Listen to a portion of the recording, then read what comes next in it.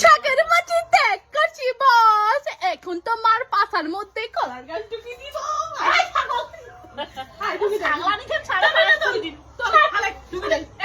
Guys আমার সাদা মনে একটাই প্রশ্ন, এটা ওর পাচায় ঢোকার পর কি হবে ওর পাচা?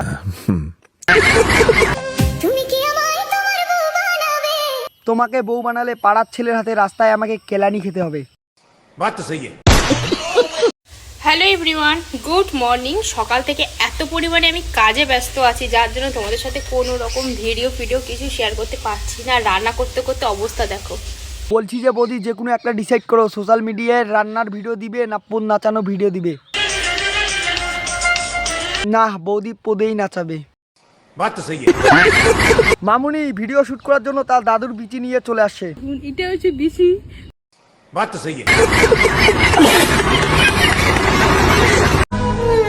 তুমি যদি ছেলে হও তাহলে একটা কথা খুব ভালোভাবে মাথায় রাখবে, তুমি কোনোদিন ভালো মা হতে পারবে না।